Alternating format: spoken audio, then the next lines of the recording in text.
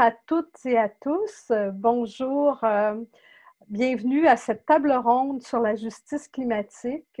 Je suis Michèle Asselin, directrice de l'Association québécoise des organismes de coopération internationale.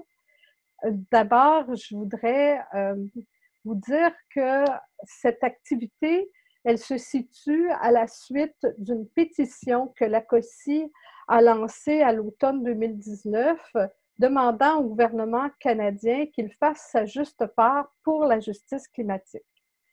Le Canada est un des principaux pays responsables du réchauffement climatique.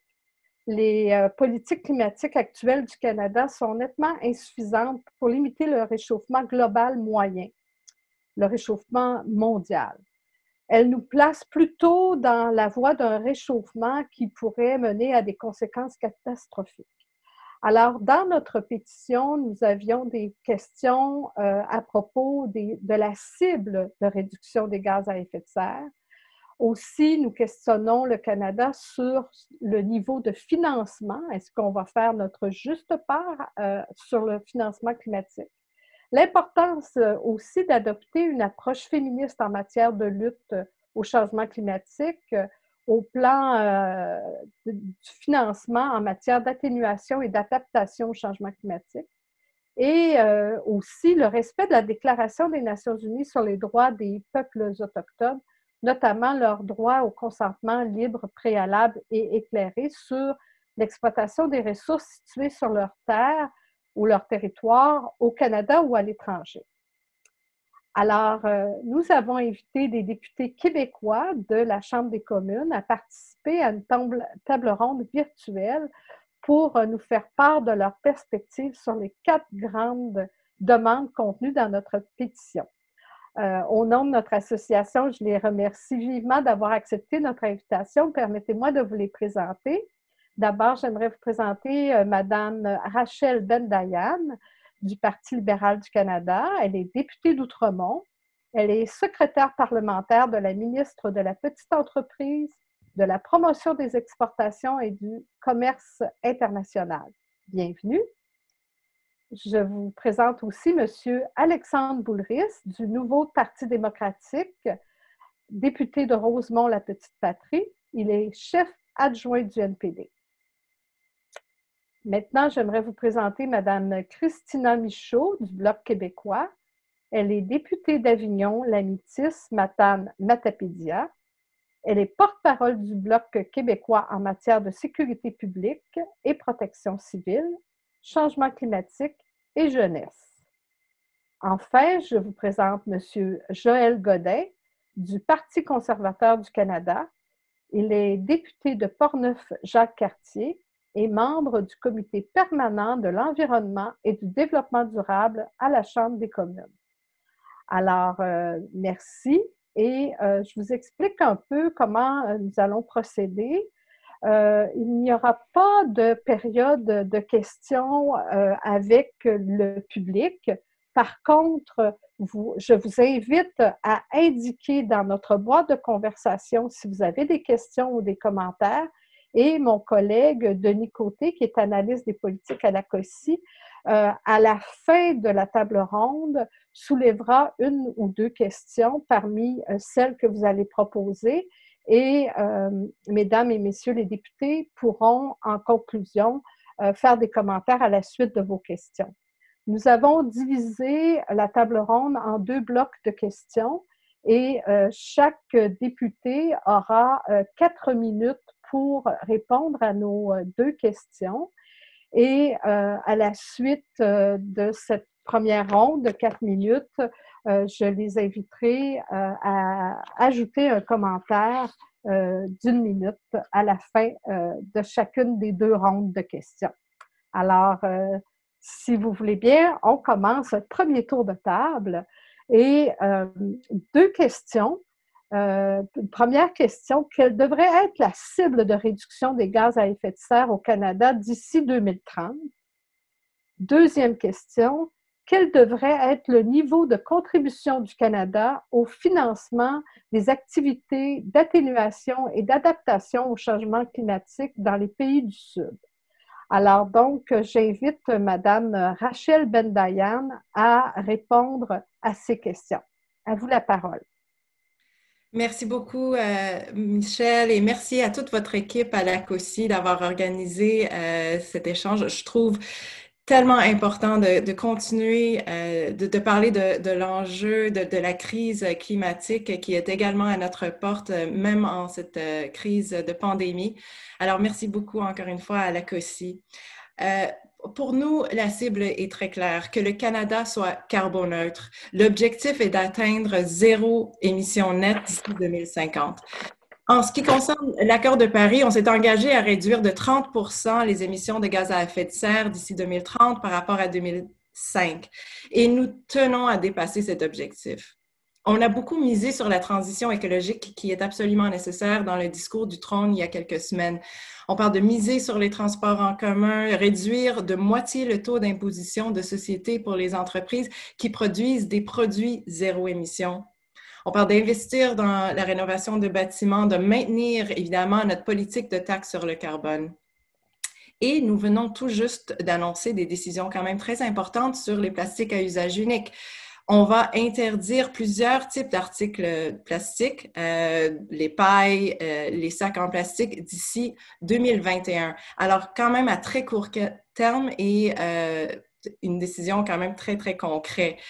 Nous allons également augmenter le pourcentage de plastique qui est recyclé. Je ne sais pas si vous savez, mais seulement 9% des plastiques sont recyclés sur les 3 millions de tonnes de déchets plastiques chaque année au Canada. On maintient évidemment notre objectif zéro déchet plastique d'ici 2030 également. Un autre aspect important que je voulais aborder rapidement, c'est la conservation de l'environnement et de notre biodiversité. Notre objectif, c'est de protéger 25% des terres et 25% de nos océans ici au Canada d'ici 2025 et 30% d'ici 2030. Alors, je sais que le temps file, je vais peut-être aborder votre deuxième question par rapport à la contribution du Canada au financement des activités d'atténuation au changement climatique dans les pays du Sud. Je suis très fière du leadership de notre pays sur la scène internationale en ce qui concerne la lutte contre les changements climatiques. On le sait tous, c'est un défi qui nécessite une vraie coopération à l'international. Pensons par exemple à la Chine ou aux États-Unis qui représentent environ 45% des émissions de CO2 mondiales et le Brésil et les forêts de l'Amazone qui sont les poumons de notre terre. Il faut que ça soit une action mondiale avec tout le monde. En 2018, le Canada a été président du G7 et on a profité de l'occasion pour rappeler l'importance de notre lutte collective mondiale contre les changements climatiques. Le premier ministre l'a encore rappelé il y a quelques semaines lors de l'Assemblée générale virtuelle de l'ONU et a demandé aux autres pays dans le monde qu'ils fassent leur part aussi pour protéger la biodiversité comme nous le faisons chez nous. Pour ce qui est du financement des activités d'atténuation et d'adaptation au changement climatique pour les pays du Sud, on a investi ces dernières années 2,6 milliards de dollars. Et cet investissement a été dans plusieurs secteurs, les technologies propres, l'énergie renouvelable, l'agriculture. C'est quand même énorme et c'est très important de continuer dans cette même lignée. Cet été, le ministre de l'Environnement et la ministre qui est en charge du développement international ont également conduit une grande consultation auprès d'organismes canadiens et internationaux en ce qui concerne notre financement à l'international contre les changements climatiques. Il vous reste 30 secondes. Très bien. Ben, je vais conclure en disant que les consultations vont résulter évidemment dans un rapport et aussi dans un plan pour les 5 ans à venir, notamment en ce qui concerne notre vision pour notre aide à l'international, mais et surtout en ce qui concerne les changements climatiques. Alors, pour terminer là-dessus, je pense que le rôle du Canada est quand même très important sur la scène internationale et il faut continuer dans cette même lignée en étant un leader sur les changements climatiques. Merci beaucoup. Merci, Madame Bendayan. Vous aurez l'occasion de revenir à la fin. Alors maintenant, j'inviterai M. Boulris à répondre à nos deux questions. Votre micro, oui. Voilà, voilà. Je pesais dessus, ça fonctionnait pas. Alors, merci beaucoup tout le monde d'être là. Merci, Michel, pour l'invitation. C'est fort apprécié, intéressant. Comme vous nous l'avez dit un peu plus tôt, vous avez des questions qui pourraient être un séminaire de maîtrise chacune, là, donc il faut essayer de synthétiser le plus possible. Alors, la première question, quelles devraient être nos cibles? Pour nous, au NPD, la seule réponse possible, c'est ce que nous dit la science. Il faut revenir au rapport du GIEC et regarder ce que tous les professionnels, les experts internationaux qui se penchent là-dessus depuis des années nous disent et agir en conséquence. On n'a pas tellement le choix. Et en ce moment, ça va pas très bien. Les derniers rapports nous indiquent que l'objectif de réchauffement limité à 1,5 degré Celsius et risque de ne pas être atteint. On est plutôt sur une trajectoire de 3,1 degrés Celsius d'augmentation globale de réchauffement climatique. Ou de dérèglement climatique, parce que parfois il va faire beaucoup plus chaud, mais parfois il va faire beaucoup plus froid aussi. Et c'est pas soutenable pour la planète et nos écosystèmes, et même pour nos sociétés humaines. Je revenais dans la deuxième question, mais ça a des conséquences extrêmement dramatiques d'un point de vue humain, mais aussi économique. Il faut pas l'oublier. Et la planète peut pas supporter des Québécois ou des Canadiens. On pollue trop, on consomme trop, on émet trop de gaz à effet de serre, et on doit tous faire un effort supplémentaire. Le Canada ou le Québec, c'est pas les endroits qui émettent le plus de gaz à effet de serre parce qu'on n'est pas si nombreux que ça sur la planète. Mais on est un pays riche, un pays industrialisé, puis on doit montrer l'exemple et on doit faire beaucoup mieux. Donc, on est d'accord, il faut rehausser nos ambitions. Les cibles qu'on a pour 2030 ne sont pas suffisantes avec ce que la science nous dit. Et en plus de ça, on est en train de les rater. Alors, les libéraux sont en train de rater les cibles des conservateurs de Stephen Harper. Ils nous disent en ce moment, il faut avoir plus d'ambition. On est d'accord. On est d'accord s'il y a un plan cohérent. S'il y a un plan cohérent qui va nous permettre d'atteindre ces objectifs-là. Et c'est là où on a une divergence qui est importante, selon nous, parce qu'en ce moment, on a des signaux qui sont contradictoires. On nous dit on va éliminer les pailles en plastique. Parfait, on est bien d'accord. Mais en même temps, on va faire l'expansion du pipeline Trans Mountain qui va nous coûter 12 à 15 milliards de dollars. Alors que, justement, la crise qu'on vit en ce moment serait une occasion en or pour faire cette transition énergétique, pour aller vers des énergies renouvelables, pour être capable de soutenir les travailleurs et les travailleuses de l'Ouest qui sont dans le secteur énergétique, pour qu'ils continuent à faire de l'énergie, mais de l'énergie différemment. Alors, c'est cette cohérence-là qui manque en ce moment dans l'action gouvernementale du gouvernement fédéral. Sur la contribution du Canada dans le Sud, c'est très inégal. Ça dépend de quels aspects on regarde.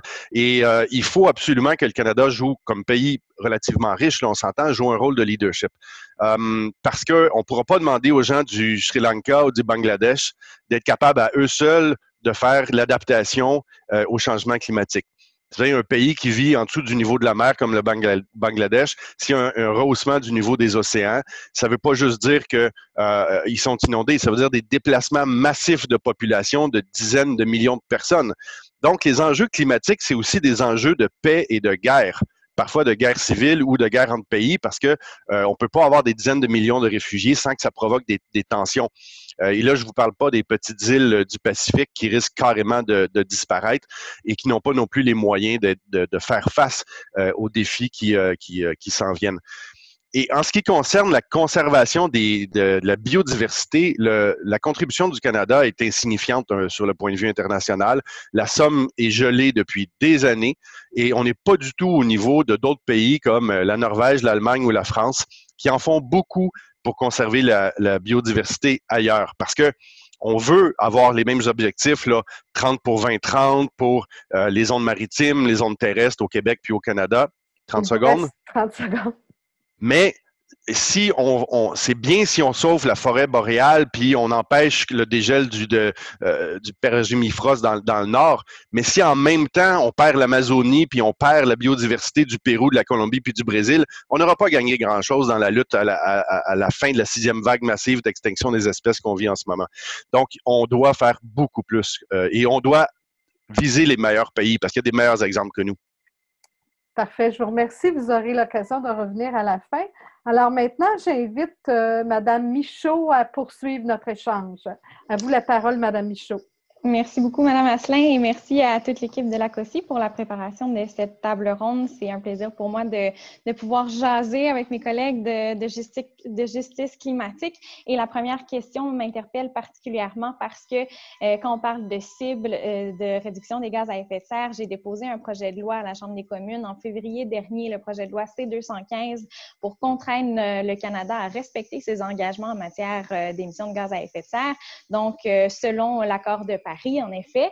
Et ce qu'on remarque depuis plusieurs années, en fait, je dirais même depuis Kyoto, le Canada s'engage à l'international pour ces réductions de gaz à effet de serre, mais rate constamment les cibles. Alors, on voit d'échec en échec le Canada et ça, c'est causé par le fait que le Canada ne s'engage pas dans sa propre loi, dans son propre système législatif. Alors, c'est ce que viserait ce projet de loi qu'on va débattre sous peu à la Chambre des communes et que j'interpelle tous mes collègues parlementaires à apporter leur contribution parce que c'est extrêmement important que le Canada puisse légiférer en ce sens-là. Donc, ça ne lui donne pas le choix de respecter ses engagements, si vous voulez.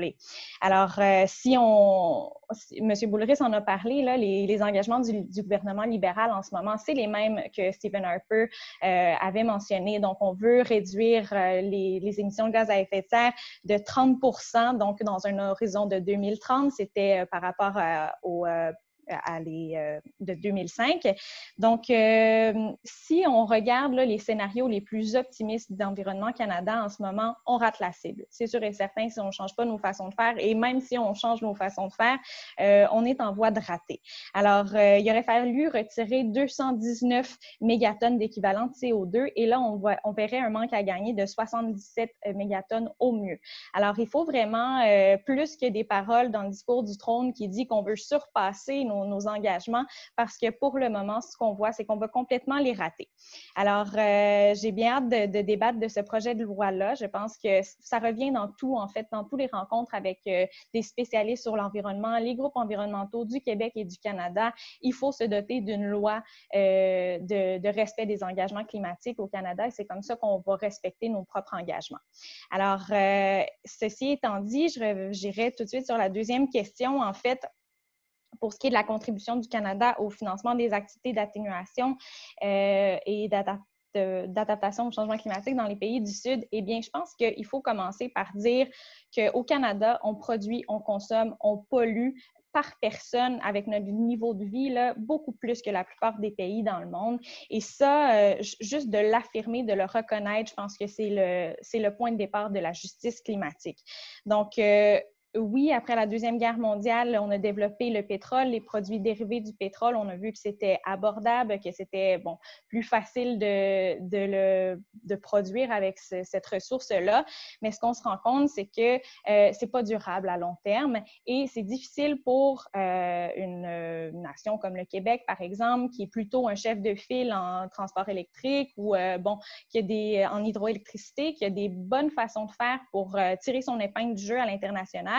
Eh bien, c'est plus difficile quand le reste du Canada ne suit pas et même avec les engagements ou les discours pro-climat du gouvernement actuel, eh bien, on voit qu'il continue d'avoir des subventions aux énergies fossiles pour l'ouest du Canada et ça, bien, c'est certain que si on continue dans cette voie-là, on rate nos objectifs. Alors, je vais conclure en disant quelle devrait être la part du Canada? Une part substantielle, bien entendu, parce que nous sommes un pays développé qui doit montrer l'exemple et on n'est pas tous au même stade de développement entre les pays. Donc, il faudra que ce soit un travail de diplomatie, de collaboration et je pense que le Canada, malheureusement, à l'heure actuelle, n'a pas cette crédibilité climatique-là pour en discuter. Alors, il faudra de l'amélioration certainement dans ce domaine. Alors, merci. Merci beaucoup, Madame Michaud. Et maintenant, j'ai le plaisir de passer la parole à Monsieur Godin. Je vous demanderai d'ouvrir votre micro, s'il vous plaît. Merci. Merci, Madame Asselin. Merci de nous prêter, de nous offrir cette belle vitrine. Il faudrait baisser. Merci, Alexandre. On va devenir habitués. Alors, je voudrais profiter de l'occasion pour saluer mes collègues. Malheureusement, on se voit plus en virtuel qu'en réel, mais c'est les circonstances et je pense qu'on le vit tous, nous, comme Canadiens, Canadiennes. Écoutez, les cibles de réduction de gaz à effet de serre je pense que ce qui est intéressant de constater à ce moment-ci, c'est que nous sommes conscients qu'il y a des efforts et on réalise qu'on se doit d'agir. Maintenant, ce que je trouve intéressant, ce que disait ma collègue Christina Michaud, les cibles de Paris qui ont été conclues par M. Harper, basées sur des données scientifiques, ont été reprises par le gouvernement actuel. Et ce qui est intéressant, c'est que on a gardé les mêmes cibles. Alors, on vient valider les cibles de notre gouvernement du passé et malheureusement, ce que l'on constate à ce stade-ci, c'est que le gouvernement, présentement, n'atteindra pas les cibles. Alors, on a beau faire rêver les gens, on est conscient de la problématique, on a mis des cibles en place et on se doit de mettre les mesures pour obtenir et atteindre nos objectifs. Et tous les scientifiques nous le confirment, le Canada, d'ici 2030, n'atteindra pas ces cibles de Paris. Alors, on a beau dire qu'en 2050, on va être carboneutre, mais on n'est même pas capable d'atteindre 2030 les cibles de Paris. Alors, il faut agir. Il faut mettre en place des mesures concrètes. Ce qui a été déposé récemment au niveau du plastique, dans mon livre à moi, c'est de la poudre aux yeux. C'est comme la création de l'Agence canadienne de l'eau. C'est de la poudre aux yeux. Alors, il faut être concret, il faut agir pour avoir des résultats. Les Canadiens sont prêts à poser des gestes pour avancer dans ce sens-là.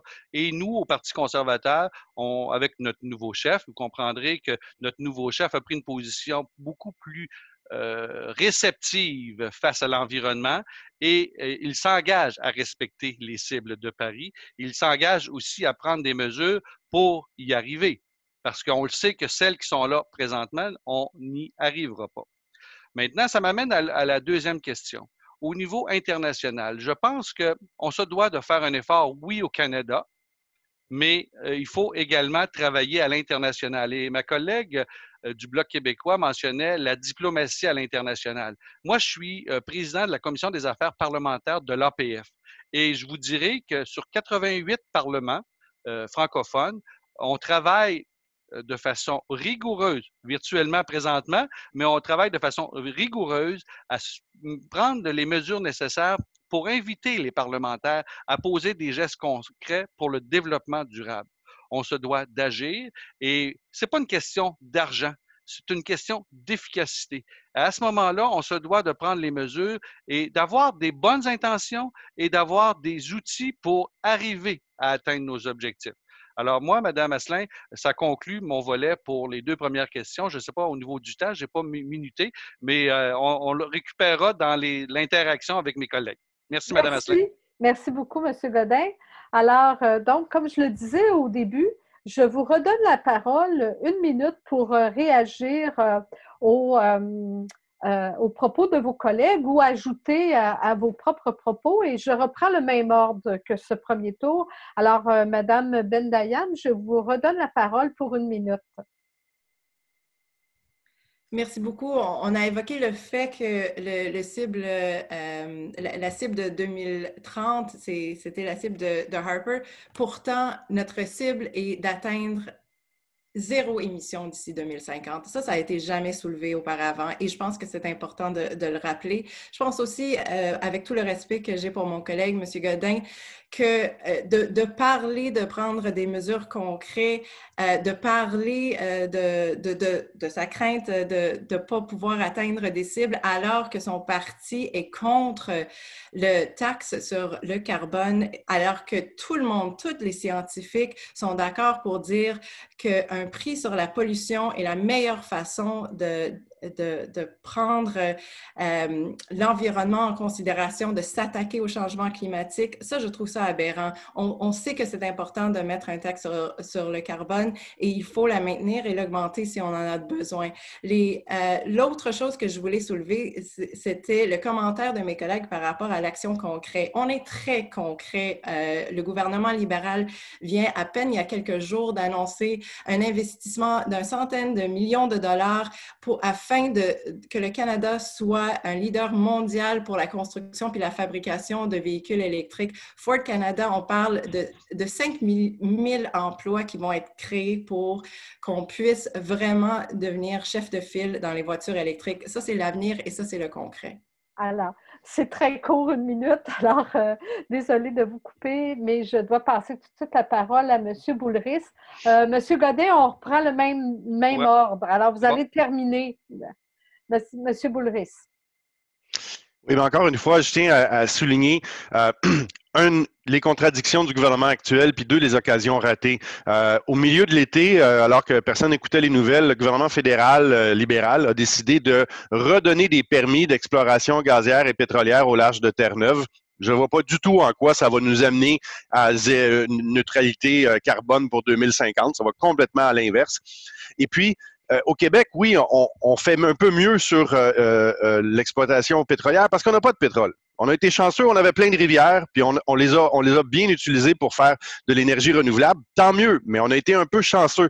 Alors moi, je ne veux pas juger les travailleurs, les travailleuses de l'Ouest qui travaillent dans le gaz ou dans le pétrole. On n'est pas là pour juger les gens ou les blâmer. On devrait les accompagner. Il y a des potentialités d'énergie solaire, entre autres, dans le sud de l'Alberta et la Saskatchewan qui ne sont pas exploitées en ce moment. Et on est en train de manquer cette occasion-là. Et c'est dommage pour ces communautés-là et ces travailleurs-là. Merci beaucoup, M. Boulris. Madame Michaud, voulez-vous poursuivre? Oui, merci. J'entendais la carboneutralité pour 2050, c'est une super nouvelle, tout comme surpasser nos objectifs pour 2030. Par contre, c'est beaucoup de grands chiffres qu'on entend sans moyen vraiment d'y arriver qui sont détaillés. Donc, je rencontrais justement récemment le ministre de l'Environnement et le plan qui doit être déposé en matière d'environnement, eh bien, il semble peu ou même pas encore sur la table à dessein. Alors, je ne crois pas, je sais, sur le 2 milliards d'arbres que le gouvernement doit planter ou s'est engagé à planter pour atteindre la carboneutralité d'ici 2050, eh bien, il y a un grand total de 0 qui a été planté jusqu'à maintenant. Alors, on est à tout près d'1 an, la semaine prochaine, depuis l'élection. Donc, ce qui nous reste 3 ans pour planter ces 2 milliards d'arbres-là, c'est considérable comme chiffre.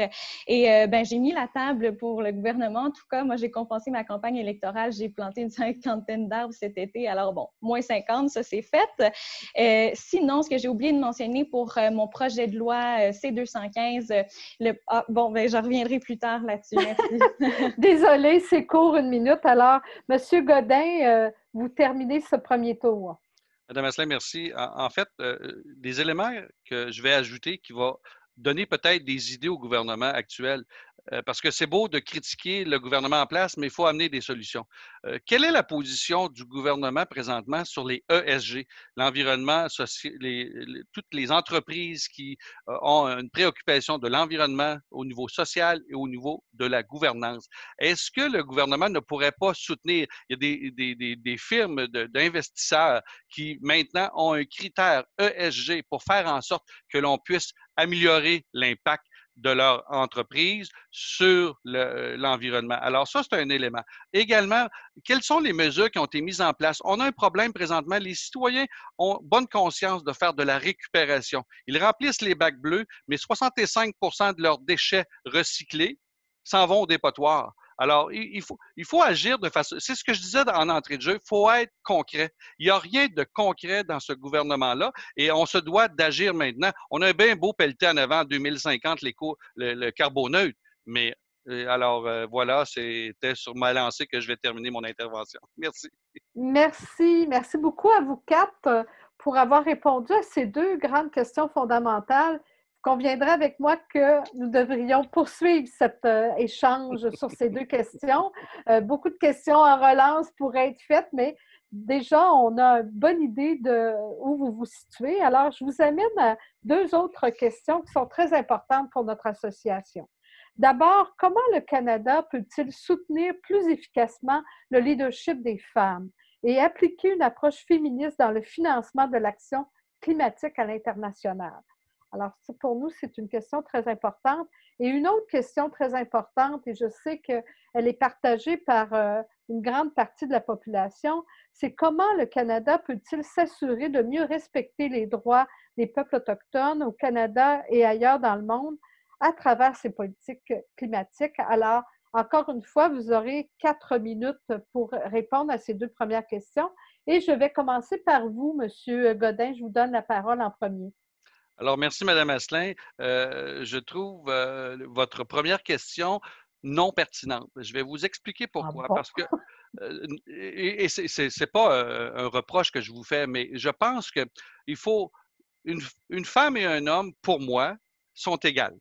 Alors, à ce moment-là, de demander qu'est-ce qu'on peut faire au niveau de nos interventions en développement durable et environnemental pour les femmes, je pense que comme citoyens de la planète, hommes, femmes, il ne faut pas faire de discrimination. Pour moi, une femme est égale à un homme. Alors, à ce moment-là, je pense qu'il faut travailler ensemble pour faire des actions concrètes.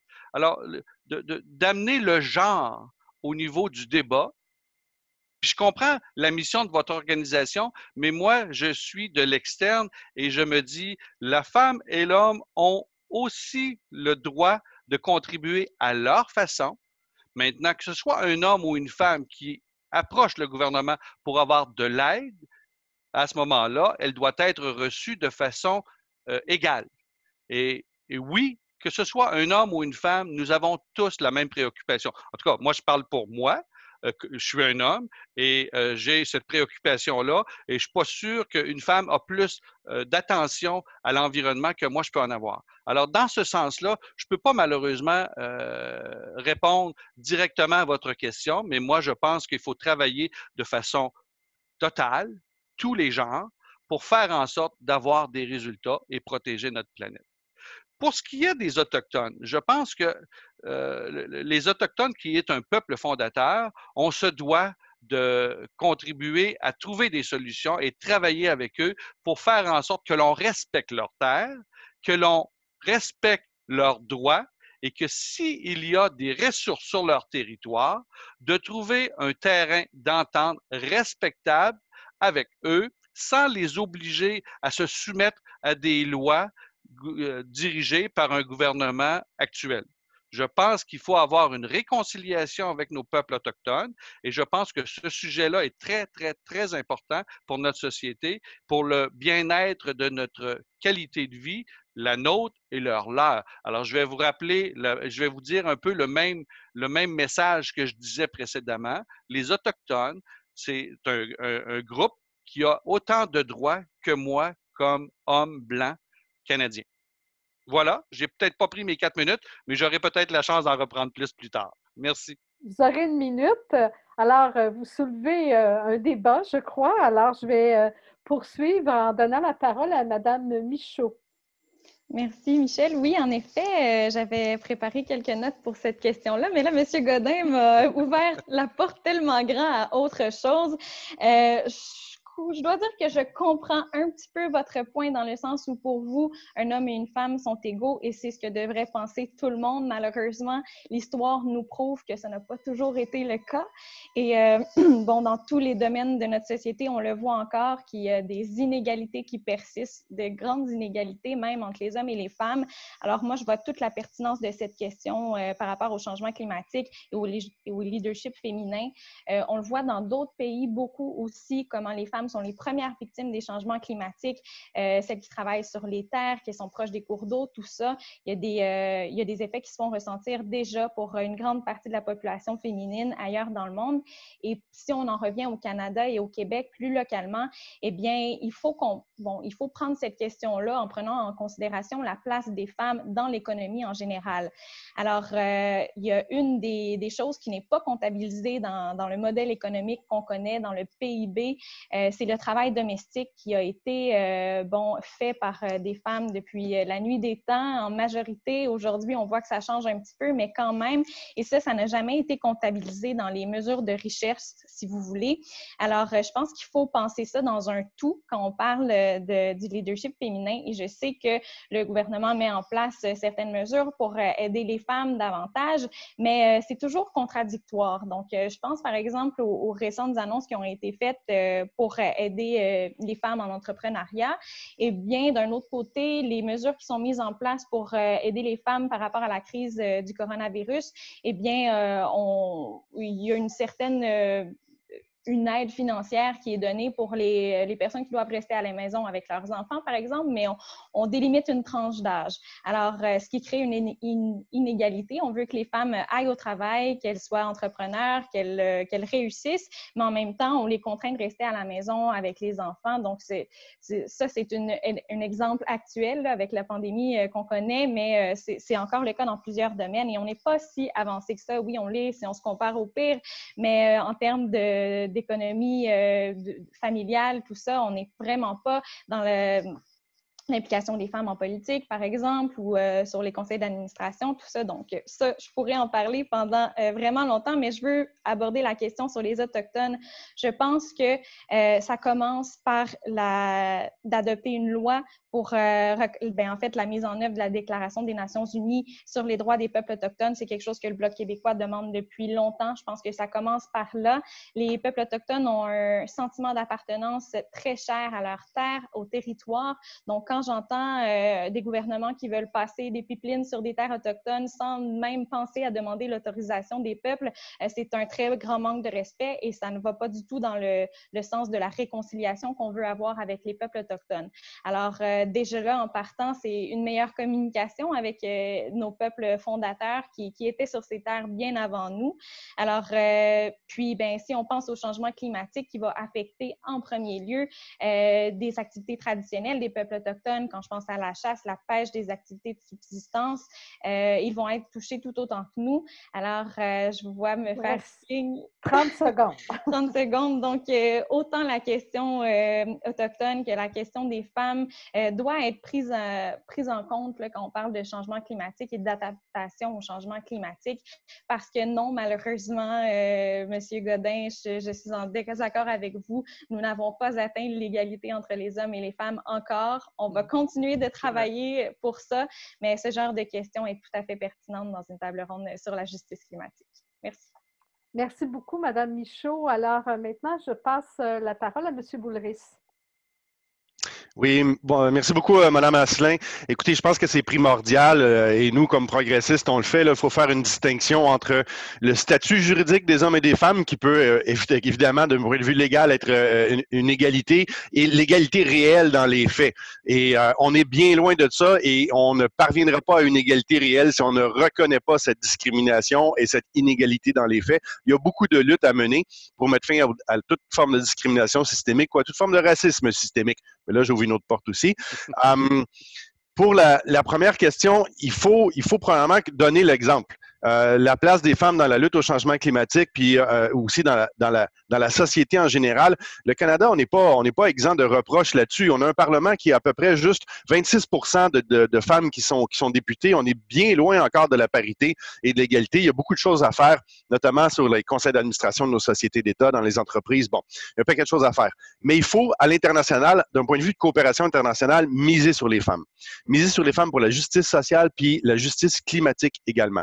Et là, je ne veux pas du tout réinventer la roue, mais une bonne partie du progrès social puis des changements vient de l'éducation des filles. Il faut investir massivement à travers la planète pour éduquer les jeunes filles un peu partout. Ça, c'est probablement la chose qui fait la plus grande différence, notamment sur le nombre d'enfants que les gens vont avoir, l'indépendance financière, la capacité de mener une vie indépendamment du mari, par exemple, ou des frères, mais également un entrepreneuriat féminin qui est différent de l'entrepreneuriat masculin dans bien des endroits, un entrepreneuriat qui est beaucoup plus local, beaucoup plus durable, beaucoup plus démocratique, beaucoup plus coopératif. Et ça, je pense que c'est la voie qu'il faut prendre. Une fois qu'on a dit qu'il faut avoir une approche féministe à notre coopération internationale ou à notre aide étrangère, encore faut-il, je m'excuse de l'expression, que les bottines suivent les babines. Parce qu'en ce moment, ce qu'on voit, c'est que l'aide étrangère du Canada, quand on regarde le ratio par rapport au PIB, est en chute libre depuis des années. On vise 0,7% du PIB, on le dit toujours ça. Et là, ce qu'on a vu, c'est que les dernières années du gouvernement conservateur, on était à 0,34% du PIB. Puis malgré toutes les belles paroles de solidarité, d'affection, de compassion des libéraux, ben on a baissé par rapport à ce qui était sous le gouvernement conservateur. On était à 0,28% du PIB. Alors les libéraux là-dessus font pire que les conservateurs. En ce qui concerne les Autochtones, ben là, évidemment, c'est souvent les communautés les plus touchées les premières touchées par les changements climatiques, notamment les communautés autochtones du Nord, que ce soit les Inuits, que ce soit les Inuits. Et on a notre député, ma collègue du NPD, Mumilak Kakak, qui est député du Nunavut, qui nous en parle très régulièrement. Et mon ancien collègue, Roméo Saganache, qui avait déposé le projet de loi 262 pour que la Déclaration des Nations unies sur les droits des peuples autochtones soit inclue dans l'ensemble de la législation canadienne, que ce soit une vision transversale où toutes les décisions sont prises en fonction des principes de cette déclaration-là, parce qu'il faut savoir que c'était, je suis en désaccord avec M. Godin, les Premières Nations, c'est pas un peuple fondateur du Canada, c'est des gens qui sont arrivés avant que les Français puis les Britanniques arrivent. Donc, la question des droits est vraiment très, très différente.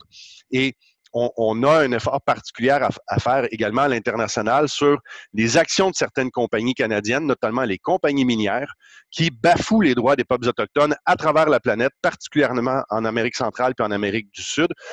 Et nous, au NPD, on a souvent déposé un projet de loi pour qu'on puisse poursuivre les compagnies canadiennes pour leurs actions qui prennent à l'étranger. Il faut savoir que le Canada est un paradis fiscal des compagnies minières dans le monde et qui ont vraiment le jeu libre. Je vois que vous me faites signe, je vais arrêter là tout de suite. Voilà. Non, mais je voulais vous dire, vous aviez quand même 30 secondes alors. Mais, non, c'est-à-dire qu'il faut être cohérent, c'est-à-dire que la grande majorité des compagnies minières dans le monde, qu'elles soient australiennes ou d'Afrique du Sud, sont enregistrées au Canada parce que notre régime fiscal puis réglementaire est tellement avantageux pour elles. Et ensuite de ça, elles vont à l'étranger et elles saccagent l'environnement et bafouent les droits des Autochtones. Il faut être capable de régler ça. Merci beaucoup. Alors, maintenant, je vous donne la parole, Madame Bendayan. Merci beaucoup, Michel. Et j'aimerais aborder le sujet de notre approche féministe parce que ça fait partie de notre stratégie de développement international depuis le début. En fait, c'était le gouvernement libéral qui a créé la politique d'aide internationale féministe en 2017. Et il y a plusieurs axes à cette politique et l'un est bien évidemment l'environnement. Le but de cette politique est de prendre en compte cette approche féministe dans nos financements. Par exemple, on soutient le leadership des femmes dans toutes les politiques environnementales. On veille à ce que les besoins des femmes soient au cœur de la planification et l'élaboration des politiques environnementales. On soutient la création d'emplois et les occasions d'affaires pour les femmes dans le secteur de l'énergie renouvelable. Parce que le constat est clair et contrairement à mon collègue conservateur, je crois qu'il faut reconnaître que les femmes sont plus affectées par les changements climatiques que les hommes. C'était d'ailleurs mentionné, je pense, dans l'un de vos rapports de la COSI. Quand il y a une catastrophe naturelle, le nombre de décès est 14 fois plus élevé chez les femmes et les enfants que chez les hommes. Alors, prenons par exemple le Côte d'Ivoire, 80% de la production alimentaire est faite par des femmes sur des terres qui appartiennent aux hommes. Notre gouvernement, avec des ONG locales, a financé un programme de formation pour donner plus d'autonomie à ces femmes, tout en leur apprenant des techniques de production nécessitant moins d'eau. Et je pense que c'est le genre de programme que nous devons mettre en place à travers le monde. Avant d'aborder la deuxième question, j'étais quand même étonnée d'entendre ma collègue du Bloc québécois minimiser l'importance de la stratégie sur l'entrepreneuriat féminine que nous avons mise en place. C'est une stratégie pour laquelle j'ai participé.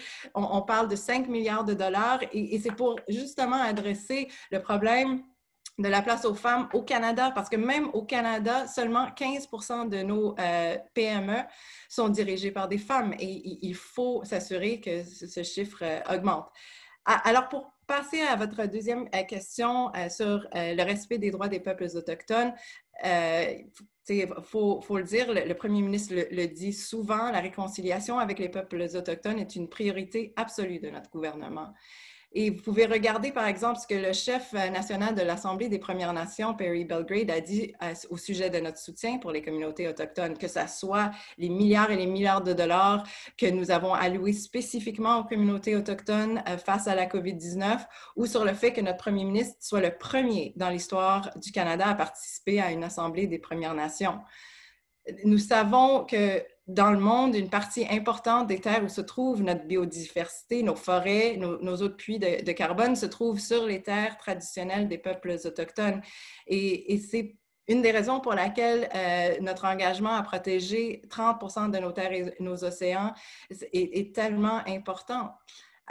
vous savez, les conservateurs nous attaquent constamment en rapport au fait que les projets, particulièrement dans l'Ouest et le Nord, ne sont pas approuvés assez rapidement à cause des évaluations d'impact que nous avons mises en place.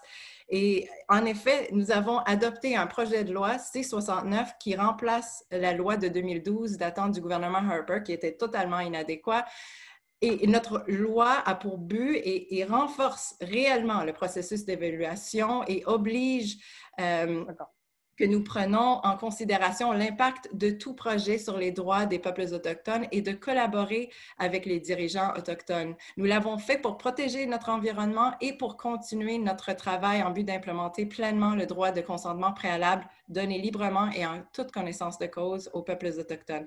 Peut-être juste pour terminer, j'ajouterais que nous avons promis d'introduire un projet de loi pour mettre en œuvre la Déclaration des Nations Unies sur les droits des peuples autochtones avant la fin de l'année. Je viens d'en parler au ministre de la Justice. Ça va être fait dans les prochains mois avant la fin de l'année. Puis c'est un engagement, je crois, qui est très important pour le Canada. Merci. Merci beaucoup. Alors, Monsieur Godin, on vous a interpellé. Vous avez 1 minute pour Merci. Merci, Madame. ajouter. Merci, Mme Asselin. Je vais essayer de répondre de façon la plus concise. En fait, je veux bien m'expliquer. Je pense qu'il faut continuer à travailler pour améliorer la reconnaissance de l'égalité des femmes. Ce que je disais, c'est que je pense qu'on n'a pas à se servir de l'environnement pour régler un autre problème. Il y a un problème de société et on se doit de travailler dans ce sens-là. Et il y a plusieurs mesures qui ont été faites depuis bien des années et il y a une amélioration. Mais j'aimerais dire à mon collègue Alexandre Boulris du NPD, effectivement, le Parlement canadien ne représente pas beaucoup de femmes. La proportion de femmes à la Chambre des communes est peu élevée comparativement à ce qu'elle devrait être. Mais nous, à titre de parti politique, le Parti conservateur du Canada a présenté 40% de ses candidats étaient des femmes. Et la population a choisi. Alors, il y a une responsabilité au niveau de la population aussi de faire les choix et de choisir des femmes pour faire en sorte qu'ils deviennent leurs représentantes. Je vous vois. C'est terminé? Oui. OK, d'accord. Je suis désolée. Alors, c'est les règles qu'on s'est données. Alors, maintenant, j'inviterai Mme Michaud. Vous avez 1 minute. Merci. Je corrigerai juste ma collègue du Parti libéral en disant que je ne minimise pas tout effort qui est fait en lien avec le leadership féminin. Au contraire, mais je veux seulement m'assurer d'une certaine cohérence avec le reste des politiques qui sont mises en place. Alors, cela étant dit, il y a quelque chose que je n'ai pas mentionné tout à l'heure. Je pense qu'on peut investir dans des services qui ne sont pas tout à fait ou juste néfastes pour l'environnement. Quand on pense aux services de santé, à la culture, à l'éducation, c'est majoritairement des femmes qui occupent ces postes-là. Alors, je ne crois pas que la relance économique suite à une pandémie ou pendant une crise climatique ne doit passer que par des secteurs d'exploitation des ressources naturelles, mais bien aussi des secteurs qui ont une valeur sociale ajoutée. Et comme je le disais, souvent, ce sont des femmes qui occupent ces postes-là. Alors, je pense que ça peut être une approche féministe dans notre façon de faire. Et bien entendu, j'abonde dans le même sens que M. Boulris. Il faut socialiser, mieux éduquer nos filles et nos femmes partout à travers le monde. Merci. Merci beaucoup, Mme Michaud. Alors, justement, je vous passe la parole, M. Boulris. Oui, merci beaucoup. J'aurais évidemment beaucoup de discussions à avoir avec mon collègue, M. Godin, mais dans 1 minute, je n'aurai pas le temps. Alors, je me contenterai de poser 2 questions à Mme Bendayan, qui est là, qui représente le gouvernement. Alors, c'est plus lourd peut-être pour elle un peu, mais je voudrais l'entendre. Si l'aide internationale est tellement importante, comment ça se fait, premièrement, que le bilan des libéraux est pire que celui des conservateurs, puis que notre effort collectif a été moindre, puis a diminué à travers les années, parce qu'on peut bien avoir plein de programmes bien le fun, là, mais si on n'a pas de sous pour les payer, notre impact est réduit. Et si la réconciliation avec les Autochtones, c'est une si grande priorité, pourquoi le gouvernement continue à contester devant les tribunaux le jugement du Tribunal des droits de la personne sur les services sociaux pour les enfants autochtones? Moi, on trouve ça absolument aberrant au NPD que vous continuez à contester les droits d'enfants, d'avoir le droit d'avoir un traitement équitable pour leurs services sociaux, puis que vous payez des avocats pour aller en cours contre ça. Merci. Alors, Madame Bendayan, c'est à vous la parole. Oui, merci. Avant de répondre à M. Boulris, j'aimerais juste souligner, parce qu'on parlait de pourcentage des femmes en chambre, c'est le Parti libéral qui a le plus de femmes au sein de leur caucus. On est fiers de ça. Puis, pour répondre à M. Godin, je pense que c'est tout à fait légitime que le peuple canadien choisit parmi les candidats lors des élections, mais il faut aussi mettre de l'avant des femmes. Et c'est important pour tous les partis, tous partis confondus, d'avoir assez de femmes dans des comtés qui sont gagnables, qui sont prenables. Parlons-nous des vraies choses, parce que des fois, on met des candidats femmes dans des comtés qui sont moins prenables pour le parti. Pour passer à la question de nos investissements à l'international, on continue d'investir à l'international. Je suis persuadée que c'est pas juste combien en termes de sous qu'il faut mettre, mais aussi l'impact que notre financement a sur des projets à l'international. Il faut investir de manière responsable, on le sait, et il faut aussi s'assurer que notre argent a un impact important et non seulement des investissements pour le dire. Désolée, vous avez pris votre minute. Alors, parce qu'on voulait avoir quand même quelques minutes pour que mon collègue Denis Côté, qui est analyste des politiques à la COSI, nous donne un écho des commentaires et s'il a identifié une question pour relancer, pour conclure en fait notre table ronde. Alors, merci Denis.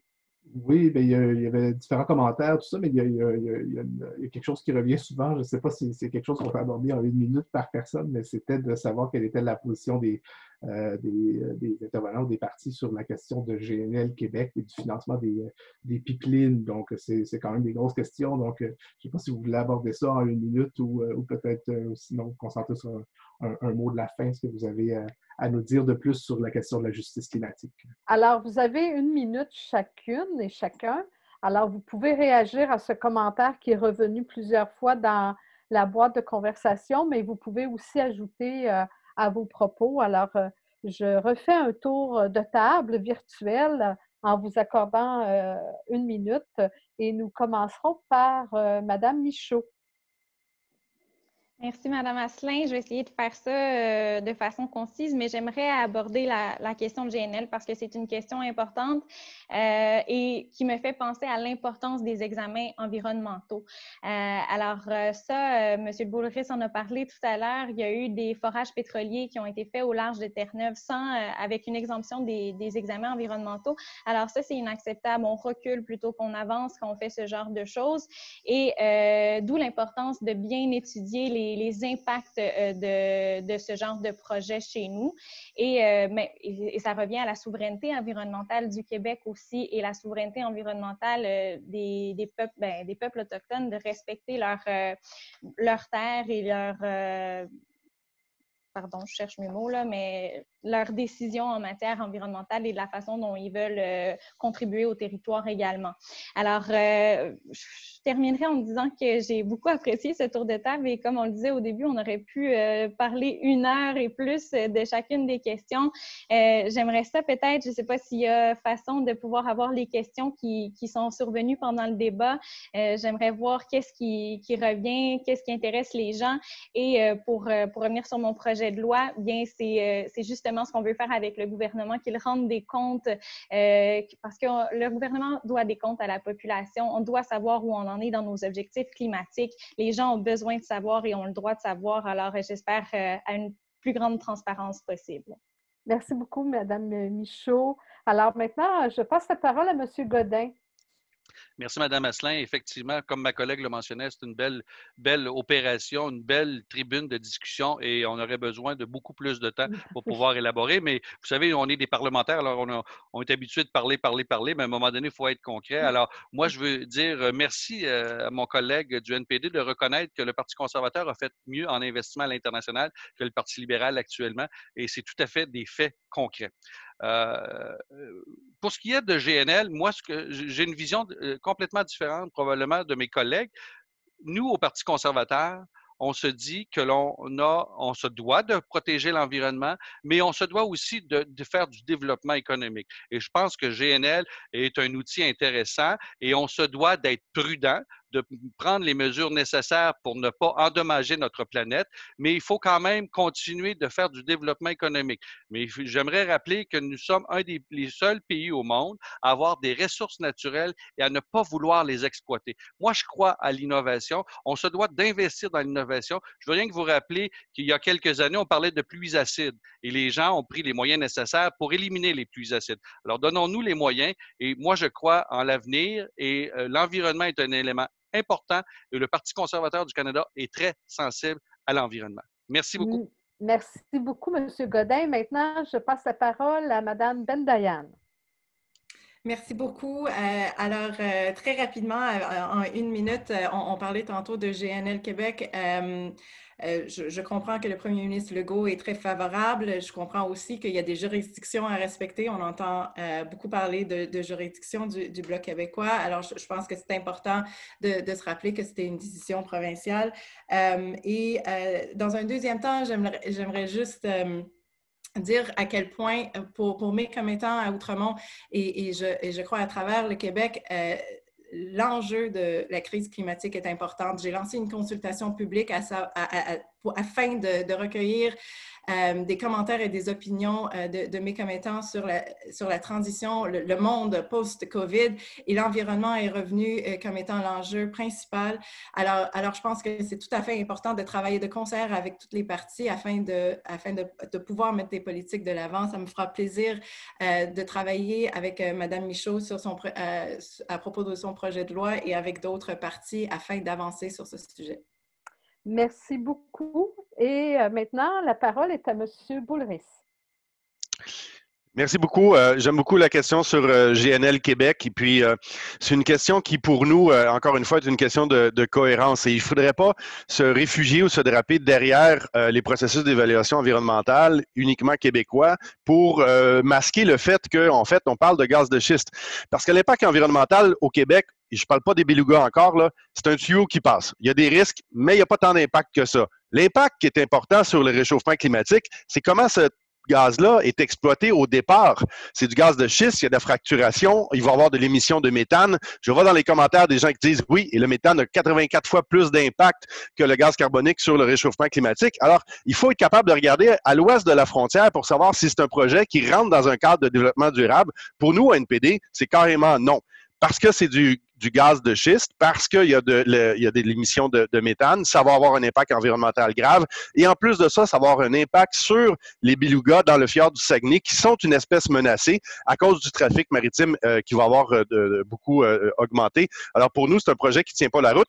J'aimerais que le Bloc québécois en dise la même chose. Alors, ça complète notre table ronde. Je sais vraiment que nous n'avons pas eu suffisamment de temps pour approfondir les questions.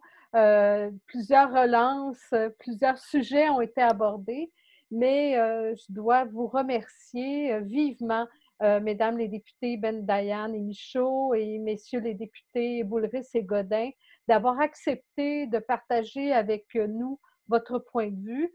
Merci à toutes les participantes et participants sur notre plateforme Zoom et aussi, je sais qu'il y a plusieurs personnes qui ont suivi l'activité en direct sur Facebook. Nous allons déposer la pétition à la Chambre des communes dans quelques semaines. Alors, si ce n'est déjà fait, je vous invite à signer cette pétition et à inviter vos amis et vos réseaux à la signer. Nous allons vous informer de la réponse du gouvernement canadien à notre pétition et poursuivre aussi nos réflexions et nos analyses sur ces enjeux par le biais de nos diverses activités à la COSI. D'ailleurs, nous venons d'adopter une politique en matière d'environnement pour la COSI. Vous pourrez en prendre connaissance sur notre nouveau site web. Vous conviendrez, mesdames, messieurs, que la justice climatique sera certainement un enjeu important de la prochaine campagne électorale fédérale. Et je vous invite à poursuivre un dialogue tant à la Chambre des communes, bien sûr, mais aussi, nous toutes et tous, avec nos élus, un dialogue constructif afin que le Canada fasse sa juste part. Là-dessus, ben, je vous souhaite un bon après-midi et merci encore pour votre participation. Au revoir. Bonne fin de journée, merci. Merci. Bye. Beaucoup. Merci tout le monde.